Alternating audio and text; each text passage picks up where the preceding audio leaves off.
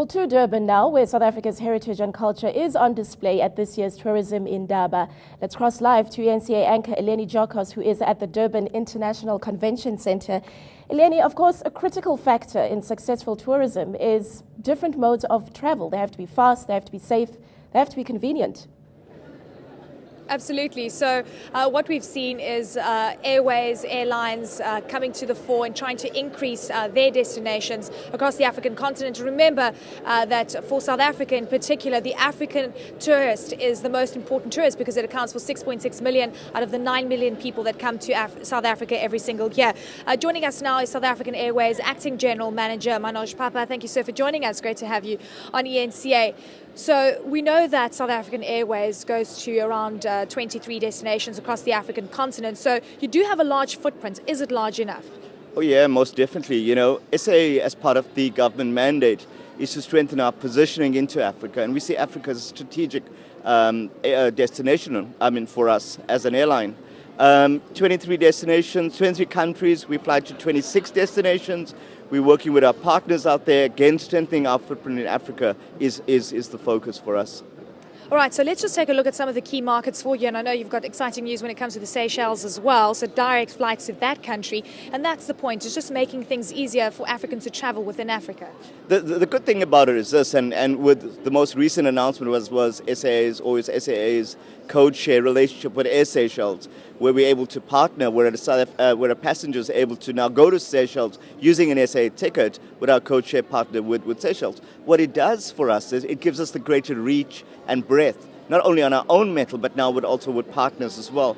But what it also does as well, it connects Africa to the rest of the world, which is and brings the rest of the world into other points of Africa, connecting people and making travel so much easier. So what we know is that SAA is actually a Star Alliance member. What we've seen globally is a lot of consolidation since the financial crisis in 2008 and airlines being very clever and working together. At the end of the day, you compete against each other, but you've also created this kind of synergy. And how does that then benefit SAA? Well, the world of alliances has changed significantly. You've got three really big global alliances, and SAA has been proud to be part of the Star Alliance group.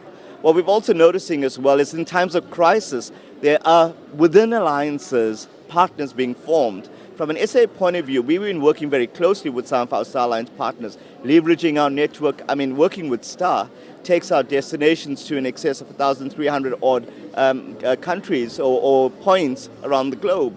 What we've also done as well, and a really big strategy for SAA, is to form other code share partners. So not only just within the Star Alliance group, but also outside the Star Alliance. We've recently formed an alliance with Etihad Airways, which now gives our passengers access into the Middle East, Jet Airways, further points in India, and I mentioned Air Canada as well, and I've just mentioned Air Seychelles. All right, so when it comes to airlines, I know that one of the biggest risks is the fuel price. And the truth is the fuel price is still sitting at $100 a barrel. And of course, what we've also seen is the rand weakening extensively. How do you manage these input costs and the risks, and how do you pass it on to the consumer? Well, at the end of the day, what it forces us as an airline to do, pricing is so demand-driven. And as an airline, we'd like to make sure that at the end of the day, the customer gets the benefit and not actually being taken all the hit with regards to changes in currency or fuel or whatever. But what it does as an airline, it forces us to look at our efficiencies. And we're going to redesign our business so much so to make sure that there's very minimum impact on that of our customer. Okay, also let's be realistic. SAA has been in the spotlight for all the wrong reasons of late, and we know that we are awaiting a long-term strategy announcement as well. How does that affect the operational side of the business? Well, the long-term strategy is soon to be announced, and as you're no doubt aware, it will probably be tabled at Cabinet in the next couple of weeks. So, and the rest of the world is kind of waiting to hear what it's all about. But what it's done for us as leaders in the organization, it's got us to focus on firstly what our core business is. It got us to actually identify efficiencies within the organization. The buzzword around SAA right now, it's business unusual. It's also got us to basically dig deep within ourselves, within the organization, benchmark. We spend a lot of time benchmarking and identifying ways on how we can best position the airline and turn it around into profitability. All right, so what we've also seen coming through is the cost of tickets just expensive for the average South African. Martinus van Schalkwyk, the tourism minister, yesterday was announcing trying to tap into the domestic tourism market, targeting people earning less than 5,000 Rand a month. What kind of themes could we see playing through going forward in terms of tapping into that lower end of the market to get them to not only travel domestically but also into the rest of the African continent? SAA carries passengers. We carry in excess of 7 million passengers a year. And we'd love to give every South African a chance of having to fly, at least on our airline. The great thing with SAA, with our little sister company being Mango, and from being a low cost, it also gives an option of having to fly.